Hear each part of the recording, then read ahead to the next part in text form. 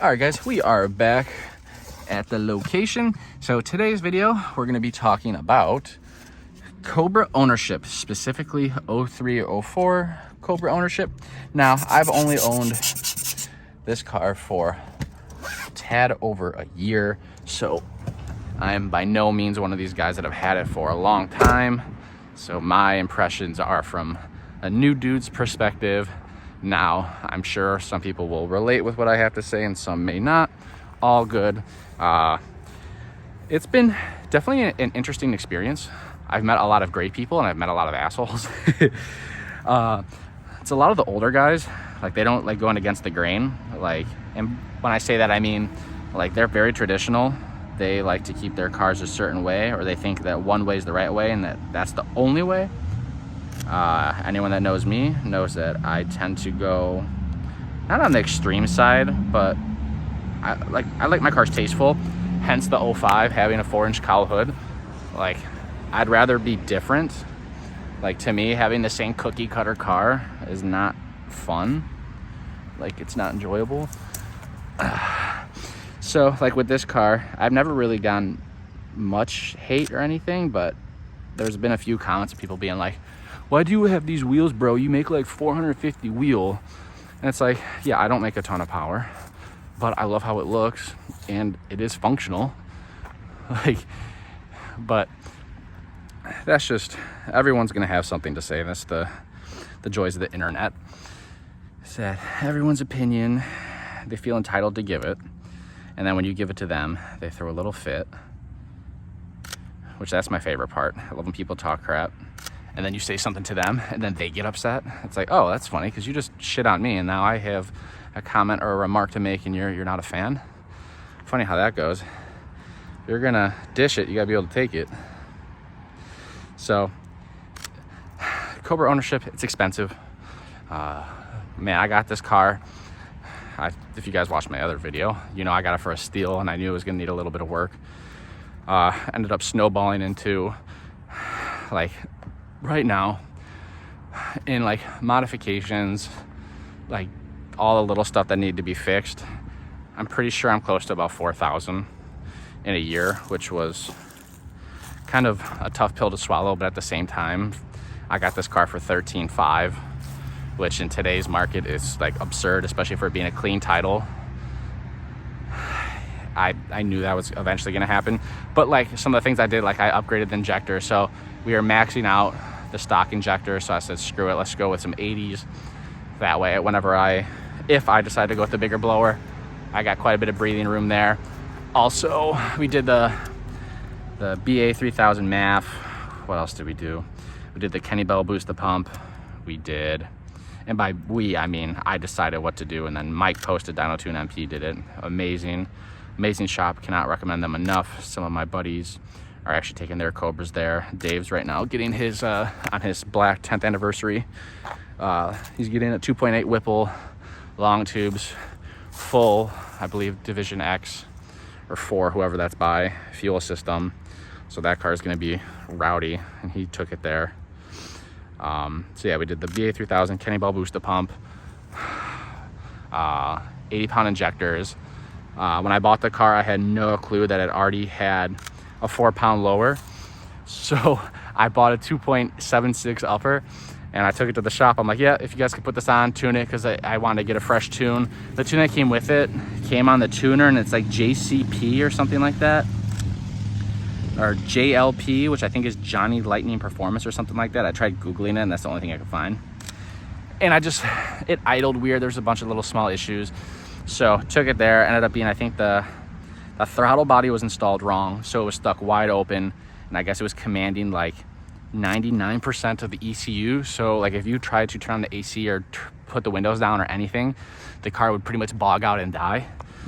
So that ended up resolving that issue. And there's a bunch of other little things, like O2 sensors were bad. The IAC, idle air controller or something like that, that ended up having to get replaced. So just a bunch of small little stuff. And you know, I can't complain. This car, in terms of like major mechanical issues, doesn't have any that I'm aware of. Knock on freaking wood, Evan, because I'm not ready to take that on. That's kind of why I haven't done anything more power wise. I bought the car, it has the C and L cold air intake. It has, I think it's the BBK twin 67 throttle body. What else does it have? The 4-pound lower, obviously, like I said. Just some basic stuff, and the car really made a healthy number for only 11 pounds with the 4-pound lower. And this was on 91 winter blend. It made 462, 458, which I was like very happy with. Mike had said that that's the most power he's seen on a stock Eaton with only 11 pounds make. He said typically it would get into like the 460s to 470s range. You're typically at around 13, 14, even sometimes 15 PSI. So that begs the question is what exactly is going on with this car? Why is it making that much, especially on shitty octane? It's interesting. So part of me is like, does it have maybe some sort of built motor? Because this car obviously has some sort of past, being that it has the 5-speed swap. From what I was told, it was due to it being an 8th mile car, and that it built 3650, which is a 5-speed, plus the SRA was the winning ticket. But nonetheless, I'm getting way off today's topic. But yeah, so Cobra ownership, long story short, it's expensive. When stuff breaks, it's not fun in the slightest. You gotta just be ready to shell out the money. That's why I don't, not that I'm afraid this shit's gonna break, because I drive it so easy. If you guys have seen any of my videos driving this, I virtually never take it past like 3,000 RPMs. This car has seen boost, I could count probably like on 2 hands. So I'm not worried. If I were to damage the car just the way I drive, there's something else seriously probably wrong with it. But the 03s, some of the common issues is like the valve seals, which I'm at 80,000 miles. It hasn't shown any symptoms, so I think I'm pretty clear on that. Also, another common thing with these is the fuel rail pressure sensor, which that's one thing I did have to get fixed because that was out, or mine had gone bad. What else is wrong with the 03s? Oh, the 4-thread heads, which I don't understand all that. I know some guys have issues with those, with what is it, like spark blowout. I don't know how much that happens to guys on the Eaton that aren't racing it. I think that's more so for people that are like really pushing these cars hard, doing 2 steps, things of that. I could be totally wrong. But now, on the bright side, Cobra ownership, I mean, you get a lot of attention. Obviously, people that knows what these cars are, they like to come up and talk to you. So like the 05, even though it looks crazy, you know, we'll say 1 out of every 10 or 1 out of every 20 times that you're somewhere, someone will come up and be like, hey, nice car, what's done to it, blah, blah, blah, blah. Whereas this car, it's like a 50-50. Now, a lot of the younger kids nowadays don't even know this car exists. They just see it and they think it's like a GT with like badges. But really kind of anyone that's typically like 20 and older, someone that maybe grew up in a family that like loves Mustangs and knows the background of these cars, they always come up and ask, is that a real Cobra? I'm like, yeah, because I mean, nowadays, you know, not trying to be an ass, but so many people do the whole, you know, GT, they'll do the 03 bumper, they'll do the shaved rear bumper, slap on Cobra badges, and they'll act as if it's a Cobra, which to me is just goofy. Like, be proud that you own a Mustang, doesn't matter what it is. If it's a V6, still be proud, but don't be slapping fake badges on. I think that's just stupid. I guess that goes along with the saying, fake it till you make it, or whatever the shit is.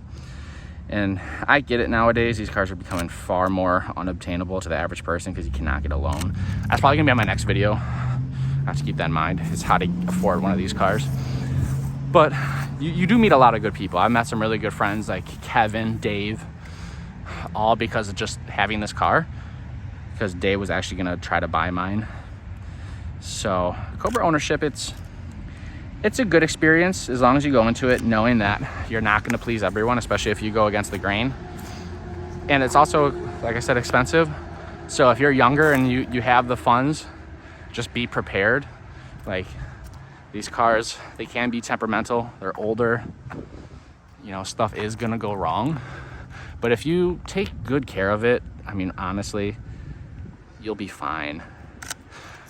Unless you beat the crap out of it. If you beat the crap out of it, I can't help you on that one because I'm the person that, I guarantee this is the most babied 0304 Cobra right now out.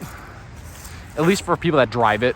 I know there's like the guys that just keep them in the garage and put 5 miles a year, which I've never understood that logic unless you're saving it for someone like your child or whatever. But I'm curious what the market's going to continue to do on these. I saw someone post that they think that there's less than 10,000 total Cobras left in terms of the 03 and 04s. I don't know how they could even get that sort of information. Oh my God, that is terrible. An Ecoboost. Don't be like that guy. Oh my God, that was terrible. Ugh. You know, not trying to hate, but those Ecoboost sound like that. I thought that was a Civic. Like, not even trying to be funny. It sounded like a mid-90s, like an EK or EG hatch, just straight pipe making a whopping 104 wheel. Like, that's what that sounded like. Oh, that is bad. This is not a good sound. Even the 3.7s sound good, but those Ecoboost, man, I've never heard one that sounds good. And they always have the freaking burble tune. That's all it sounds like. Not a fan. Then I think those have a lot of issues, if I'm not mistaken. Is it a head gasket or something like that? I digress. But yeah, so Cobra ownership, guys. I'm probably gonna wrap this video up here soon because I'm just continuing my typical Evan rambling. But it's great if you can afford it, do it. But just have money set aside. Understand that shit's gonna go wrong, shit's gonna break. When it does, it's not gonna be cheap. Parts are, depending on what it is, kind of difficult to come by. Now, what a lot of people do, and I understand now, is I always saw people buying these and parting them out, and I was like, why would anyone ever do that? But there's so many parts on this car that are just worth an obnoxious amount of money for no reason. Like the mirrors, those sell between like $600 to $800. Someone told me the windshield wipers are like $200 to $300 because they're original. What else? Rear bumper is worth a ton. Front bumper, not so much. It's OEM, so that's worth, you know, more to the right person. What else? The interiors are worth $1,000 plus, especially if it's in good shape. Like mine, I'd probably get like $1,200 if I had to guess. What else? There's just so many things on these cars that are just kind of ridiculously expensive. So I get why people keep it as a time capsule, but drive them, man, enjoy them. So yeah, I'm gonna wrap it up here, guys, because I'm just going on and on and on. Probably for the next video, I'm just gonna move it around out front, try to get a different angle. And the next video, I'm gonna be talking about how to afford one of these cars, especially if you're younger, because it's not the easiest task. So yeah, guys, I appreciate you watching the video. If you made it to the end, you are the best. If you enjoyed, drop a like, feel free to subscribe. I have videos, pretty much four videos going out a week, every Monday, Wednesday, Friday, and Sunday. So thank you guys so much. I'll catch you in the next one. Later, guys.